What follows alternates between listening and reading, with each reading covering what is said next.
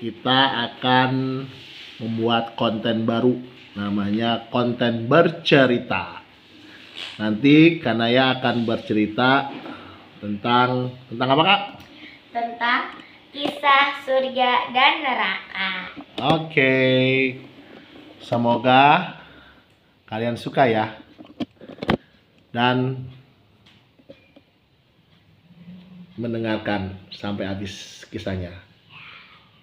Selamat mendengarkan.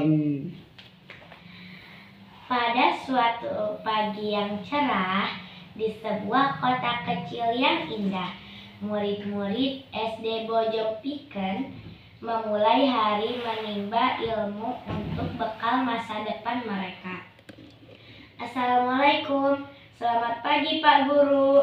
Alif adalah seorang anak yang sangat santun dan menghormati orang tua. Dia selalu menghormati sesama, apalagi terhadap guru yang telah berjasa memberikan ilmu di sekolahnya. Waalaikumsalam, selamat pagi Alif. Adel adalah seorang anak yang angkuh dan sombong. Dia selalu merasa menjadi anak yang harus dihormati semua orang, karena menurut dia orang tuanya adalah penjabat yang sangat berpengaruh di kota kecil tempat dia tinggal. Tiba-tiba mungkin Adel sedang terburu-buru sehingga dia lupa memberi salam kepada Pak Guru. Selalu saja ada cobaan di keseharian, kejadian baik maupun buruk harus dihadapi dengan kesabaran dan senyuman. Woi, makanya jangan menghalangi jalanku. Aku mau masuk kelas tahu. Iya, maafkan aku ya Bayu. Semoga lain kali aku tidak menghalangi jalanmu lagi. Apa kamu senyum-senyum? Mau aku hajar sekalian? Hehe, emang enak aku kerjain. Mesti banyak sabar nih. Bayu selalu merasa dirinya yang paling kuat dan berani di sekolah. Tubuhnya yang sangat besar membuat dia sering memperlakukan teman-temannya dengan semena-mena. Saatnya menuntut ilmu. Selamat pagi anak-anak. Selamat pagi Pak Guru.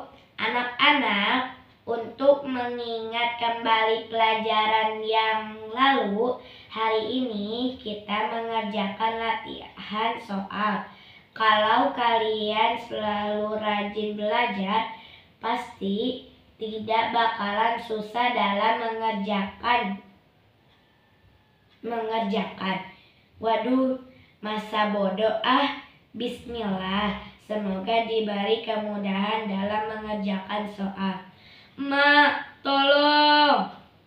Rajin belajar adalah tugas yang wajib dilakukan oleh murid-murid sekolah, karena menuntut ilmu adalah kewajiban yang tidak boleh terputus dan harus dilakukan umat manusia sepanjang hidupnya. Sandi adalah anak yang suka mencontek. Apabila ujian atau sedang mengerjakan latihan soal, dia lebih suka melakukan perbuatan curang daripada mengisi waktunya buat pelajaran. Capek deh.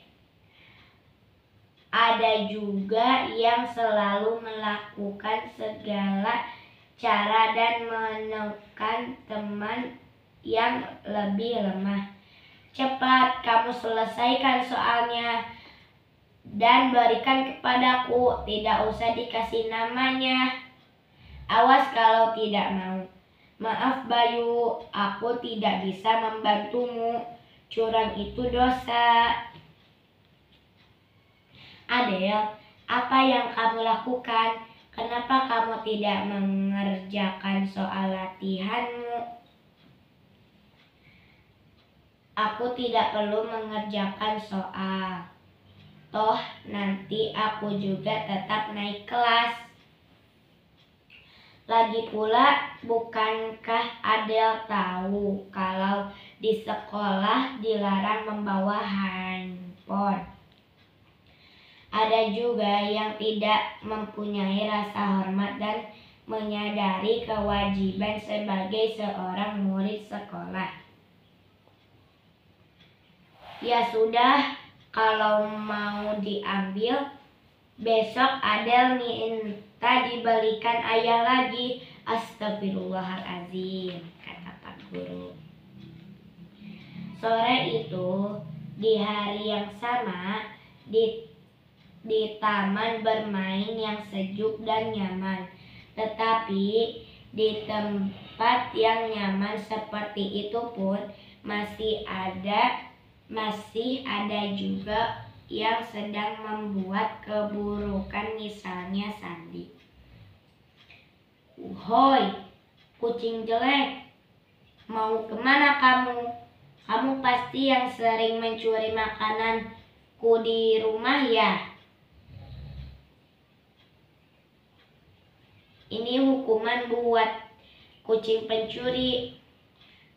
Tetapi ada seorang yang menyelamatkan kucing malang itu.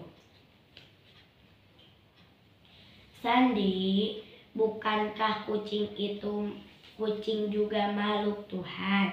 Kenapa kamu mau memukulinya? Tidak cuma terhadap sesama manusia, kita juga harus menyayangi binatang dan alam sekitar sebagai ciptaan Tuhan. Ah, bukan urusanmu, berikan kayu itu. Lagi pula, bukankah sekarang waktunya mengaji? Kenapa engkau malah asik bermain? Ya sana kamu mengaji, aku lebih suka bermain dengan kucing ini. Miau. Mau kalian apakan kucingku? Adel, tiba-tiba Adel datang dan meraih kucing tersebut ke dalam pelukannya. Saat merasa terdesak, Sandi melihat kesempatan buat menyelamatkan diri. Alif Nidel, dia sedang menyiksa kucingmu dan aku berusaha mencegahnya. Tapi dia tetap memukulnya. Aku tidak, Adel. Mana mungkin aku menyakiti kucingmu. Tidak usah bohong kamu. Kamu terciduk. Untuk apa kayu itu di tanganmu? Harga kucing ini mahal tahu. Kamu pasti iri karena kamu miskin dan tidak mampu membelinya. Kadang kemarahan yang membabi buta menjadikan kita lupa untuk mencari kebenaran. Memang benar aku tidak mampu membelinya, Adel. Tapi demi Allah aku tidak berbohong. Jangan bawa-bawa nama Allah. Kamu tidak malu? Bukankah kamu mau pergi mengaji? Tetapi ternyata malah bermain-main di sini. Mau memukul kucing Adel lagi.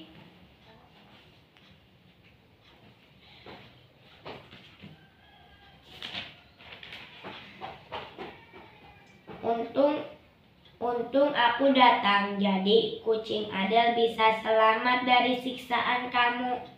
Ya Allah, maafkanlah sikap teman-temanku, terangkanlah hati mereka, sehingga terhindar dari perbuatan yang tercela.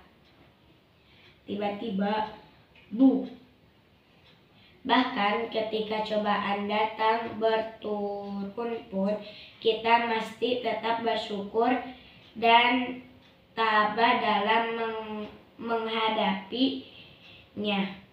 Nah, ini dia anak yang sok pintar.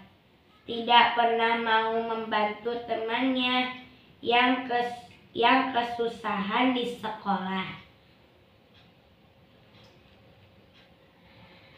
Ada apa, Bayu? Kenapa kau marah kepadaku? Tidak usah kamu berpura-pura. Tadi waktu di sekolah kamu tidak mau membantuku. Hehe, bakalan seru nih. Pukul saja, Bay. Tadi dia juga mau memukul kucing Adel. Nah, itu hukuman kamu mau menyiksa kucing mahalku. Bayu mengayunkan pukulannya. Kemarahan yang bertubi-tubi seringkali membuat kita lupa untuk mengendalikan diri. Alif tidak cuma siswa yang rajin dan baik hati. Selain belajar mengaji, dia juga belajar ilmu bela diri di tempat mengajinya. Sudah, Bayu, jangan kau teruskan.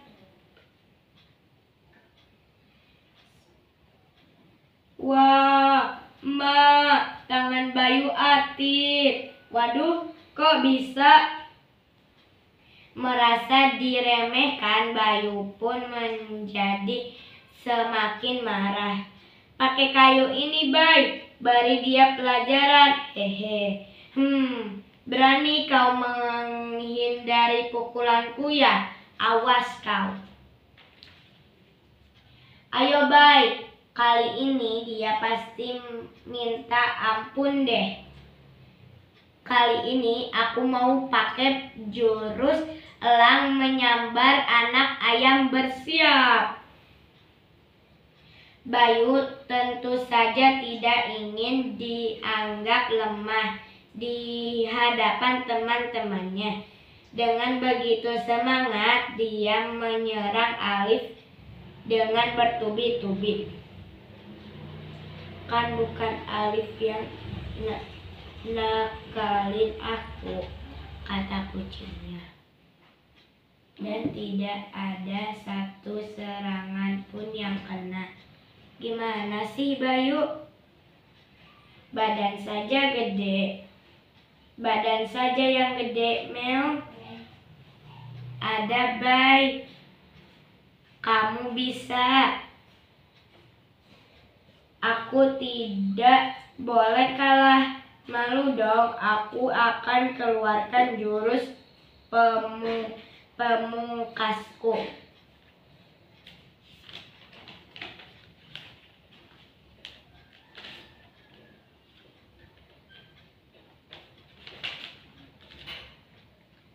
Bahwa kita harus selalu yakin setiap perbuatan kita, baik dan buruk, selalu ada balasannya. Awas, Bay, batu. OMG, kesandung deh. Boy, sepatu siapa ini? Bau tahu. Pak Guru. Hehe. Di sore yang cerah itu juga tidak ada yang lebih menyenangkan ketika kita bisa berkumpul dan meluangkan waktu untuk mendapatkan pelajaran yang sangat bermanfaat bagi kehidupan kita.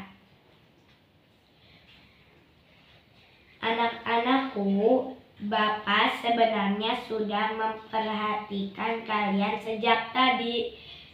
Bapak tidak akan memarahi kalian. Bapak cuma ingin meminta waktu kalian sedikit untuk mendengarkan sebuah kisah.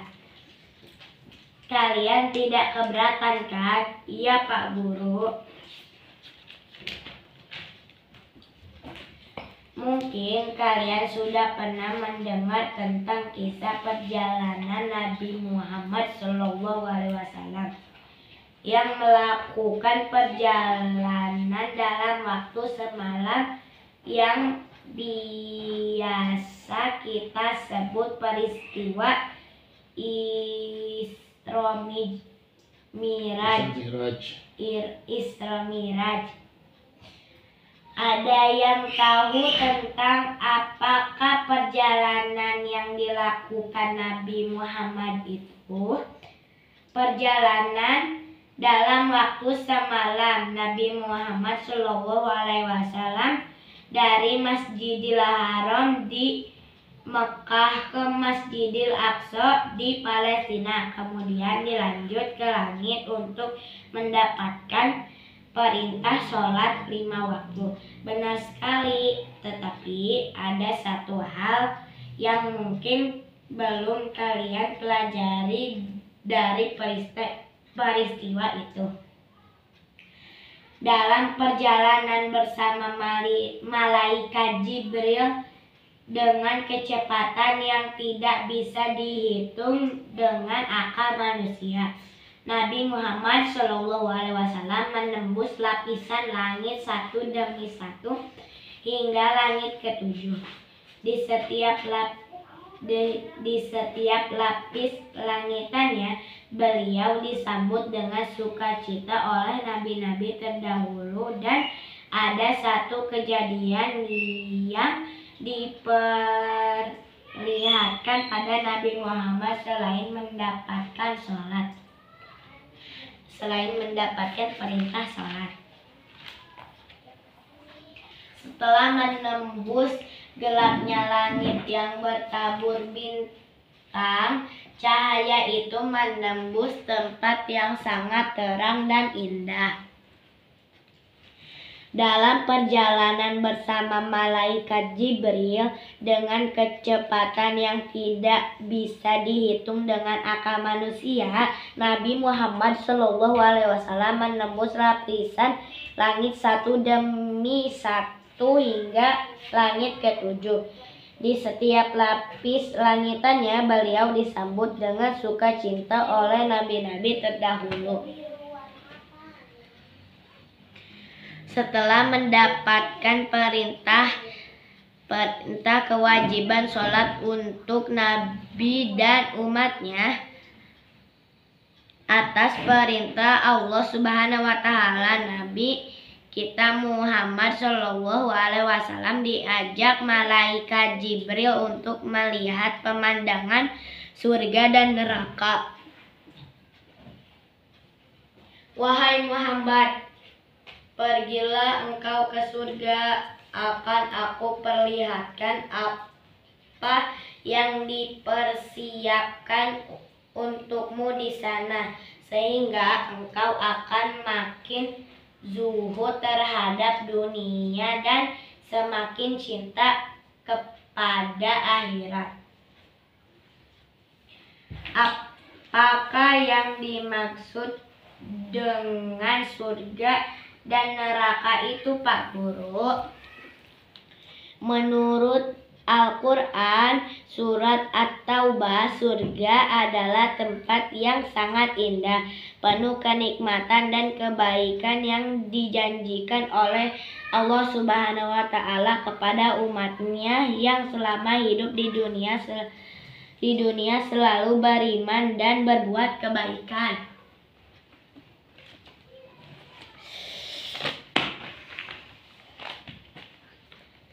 Sedangkan neraka adalah tempat yang disediakan untuk orang-orang yang selama hidup di dunia berbuat keburukan, dosa dan kesalahan. Misalnya suka berbuat curang, menfitnah, angkuh dan sombong, menyakiti sesama. Lantas apa saja yang terjadi di neraka? Aduh, bikin kaget aja nih Pak Guru, kata kucing. hukuman atas segala dosa dan perbuatan buruk yang kita lakukan di dunia. Pak Guru melanjutkan ceritanya tentang kesaksian Nabi Muhammad SAW saat diperlihatkan keindahan surga di hadapannya. Nabi Muhammad SAW diajak berkeliling surga hingga ke sudut-sudutnya tanpa terlewat sebuah tempat yang dijanjikan untuk dia dan umatnya yang selalu berbuat kebaikan, menjalankan perintah dan menjauhi larangan Allah Subhanahu wa Ta'ala. Nabi Muhammad juga mencium harum yang sangat semerbak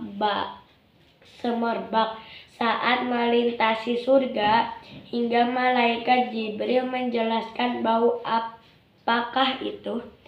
Bau harum ini adalah harum seorang wanita bernama Masitoh yang dihukum mati oleh Fir'aun karena mempertahankan tauhid, membela kebenaran Allah Subhanahu wa Ta'ala. Nabi mendengar ketukan suara langkah kaki. Nabi juga diperdengarkan suara langkah sandal atau sepatu milik sahabatnya Bilal yang sangat setia mengikuti ajaran dan jalan Nabi Muhammad SAW. Diperlihatkan juga seorang bidadari yang sangat cantik. Bidadari yang akan selalu setia menemani sahabatnya Nabi yang suka beramal soleh, Zaid bin Harisah. Walaupun dia seorang budak yang berkulit hitam, tetapi Allah Subhanahu wa Ta'ala tidak memandang seseorang dari kaya dan miskinnya manusia di dunia, tetapi dari amal perbuatannya. Kemudian Jibril membawa Nabi SAW mengunjungi neraka. Diperlihatkan kepada beliau beberapa siksaan yang dialami oleh penghuni neraka, sebuah tempat yang dimana segala perbuatan buruk manusia di dunia akan mendapatkan balasannya. Setelah melihat keindahan surga yang dijanjikan,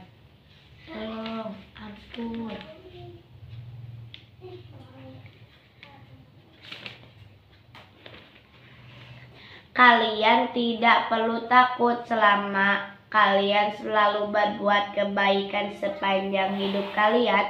Sebaliknya, perbuatan jahat meski sekecil apapun akan mendapat balasannya. Tidak bersikap sombong dan angkuh, suka menyakiti sesama baik dengan kata-kata atau kerap berbuat curang atau bahkan memfitnah saudara kita. Lalu menekan makhluk yang lebih lemah atau meraih tujuan dengan segala cara. Nabi SAW juga diajak melihat hal-hal yang akan ditimpa kepada manusia yang berbuat dosa di dunia, misalnya orang yang suka memakan hak anak yatim, siksaan terhadap manusia-manusia yang mengumpulkan harta secara riba, atau hukuman terhadap manusia-manusia yang kerap melakukan zina dibanding menjalankan perintah Allah Subhanahu wa taala. Diperdengaran kepada Nabi suara yang sangat keras memekakkan telinga. Suara apa itu? Itu adalah batu yang dilemparkan ke neraka Sa'ir sejak 70 tahun yang lalu, dan sekarang ini baru sampai di dasarnya.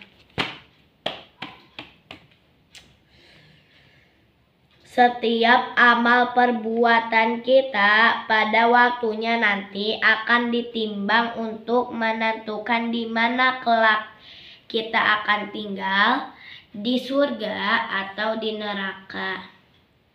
Tapi Bapak yakin kalian adalah anak-anak yang baik, yang bisa saling berbuat kebaikan, mengakui kesalahan, meminta dan memberi maaf, dan akan memulai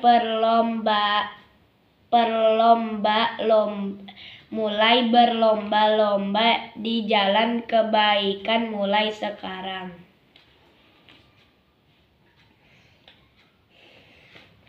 Kita semua saling menyayangi. Aku juga minta maaf. Maafkan aku ya. Aku yang salah, maaf ya. Aku tidak akan semena-mena lagi. Maafkan aku.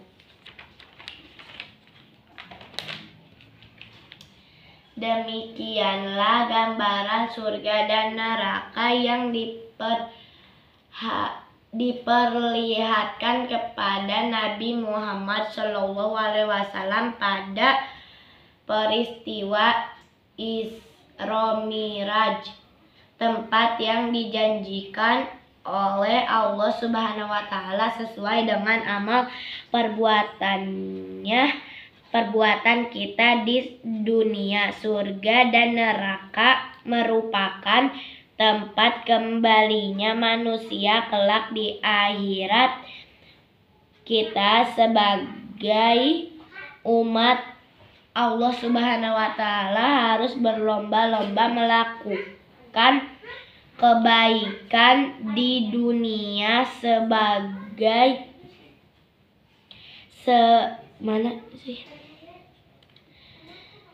sebagai bekal untuk kita di akhirat kelak. Berlomba-lombalah kamu kepada ampunan dari Tuhanmu dan surga yang luas seluas langit dan bumi, yang disediakan bagi orang-orang yang beriman kepada Allah dan Rasul-Rasulnya.